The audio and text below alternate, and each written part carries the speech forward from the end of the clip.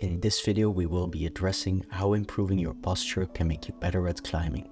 We will cover a full workout that you can implement in your next session to build a better posture and healthier spine. And we will discuss how this will result in a better climbing performance. In many cases, someone with good posture is considered as someone with a healthy spine, but that is unfortunately not always the case. So in this video we will show you a strategy to get this nice, straight, elongated back, but also how you can build a supple, mobile and healthy spine so you can exert strength in a multitude of weird positions. And finally, we will not only help you move your body in a better way, but also help you move your mind with a small riddle. You can already start thinking about it. Our goal is to go from this position to this position without moving the hands from the stick. Watch until the end, because there we will reveal the answer.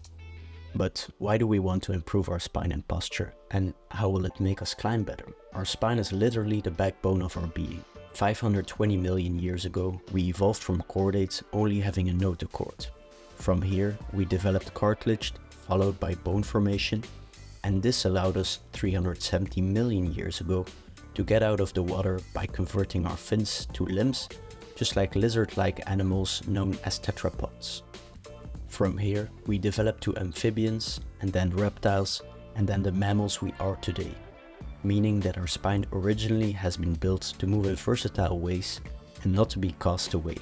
Therefore, having a supple spine that can move out of alignment is a recipe for health, longevity, and improved performance.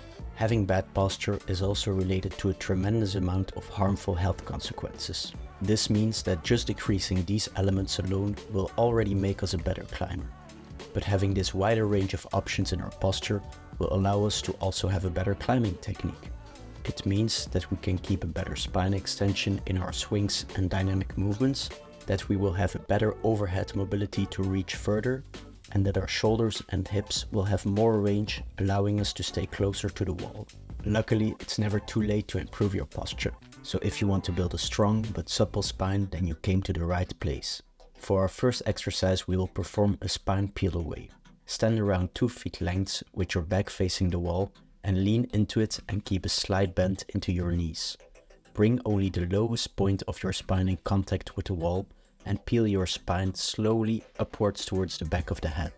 Once the skull is reached, descend back down with the same speed and pay attention to not slide up or downwards on the wall. If you are able to perform this exercise with control, you can try to press as many segments of the spine into the wall as possible and start peeling the spine from the tailbone away from the wall. Bring the attention to one vertebra at a time while maintaining contact with all spine segments above. If the head supported variation is experienced as too intense, regress back to the previous variation. If you would be able to present much quality in this pattern, then you can make it harder by maintaining a knee extension or try to perform it while laying on the floor. Perform your chosen variation non-stop for 5 minutes. For the next exercise, we will take place in a deep squat and perform a spine flexion and extension. If you are not able to sit comfortably in a deep squat, you can use an elevation underneath the heels to make it more accessible. Place your arms on your knees and make yourself as small as possible while sliding the knees towards your armpits. From here, reverse the motion by extending the spine and make yourself as tall and proud as possible. While you do this, try to slide the knees as far away from the armpits as possible. Repeat 10 to 15 slow and controlled repetitions. In this exercise, we are already integrating some shoulder work to get into our upright posture, but the next exercise will help you even more to get out of this rounded shoulder position. Grab a wooden stick and hold it at hip height with the palms facing towards yourself. Lift it in the air and try to touch your back without losing the grip. Try to keep length in the spine at all times and integrate a depression in the first part of the movement, a protraction when the arms are horizontal, followed by an elevation in the overhead position, and a retraction when it's horizontally in behind, and finish with a depression again. Perform 10 slow and controlled repetitions. Start with a wide grip, and with time you will be able to go to a more narrow grip. Perform the 3 exercises for 2 sets.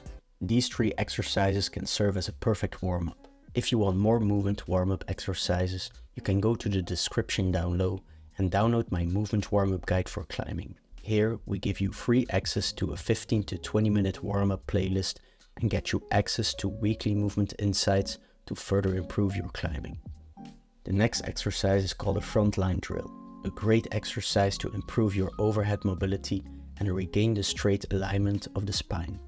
It is also a great preparation for if you would like to be more comfortable when climbing upside down by learning a handstand. Lay on the floor with arms overhead holding a stick. Contract your butt and abdominal muscles and tilt your pelvis posteriorly. Lift the stick into the air with straight arms and try to bring it away from your head by elevating the shoulders. Your feet remain on the floor at all times. Perform the exercise for 1 continual minute where you constantly try to maintain the attention points. For the next exercise we will get back to our squat and out of the sagittal plane by performing some neck circles. Start by bringing your chin towards your chest and look over your shoulder. Roll it over to the other side while trying to see as much as possible from the area behind you. Use the heel elevation again if necessary. Repeat 5 times to each side and try to get a wider field of view with every rotation. For the third exercise of this block, we will slightly change the previous stick exercises. This one will be the first step of your final riddle, so pay close attention. Start with the stick behind you with the palms facing towards you.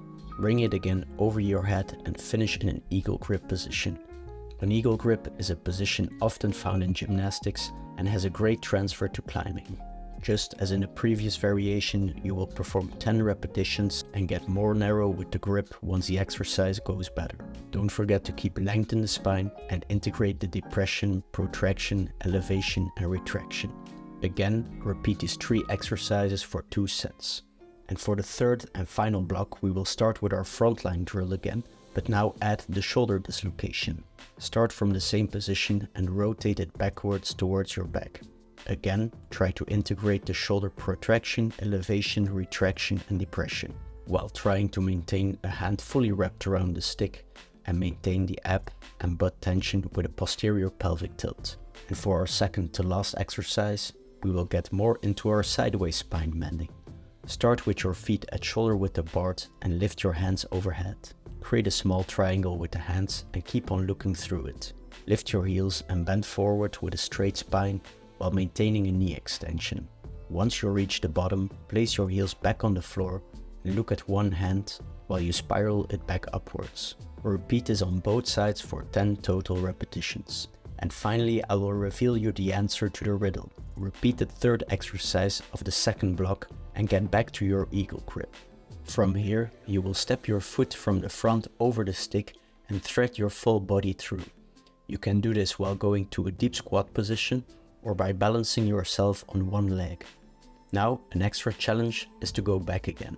So you are holding the stick with your palms away and step back into the hole and rethread yourself through and get back to the eagle grip position. To make the game a bit more interesting, you can give yourself some restrictions. Try not to slide your grip and try to avoid touching the stick with anything else than your hands. In the beginning this is not a problem, but try working towards it. Try to figure out the riddle for around 3 to 5 minutes and then get back to your 2 other exercises. Also repeat this block for 2 sets and stay as long with the final riddle as you want. Hopefully you enjoyed this video and don't forget to like and subscribe if you want more movement insights to improve your climbing. Whoop it up!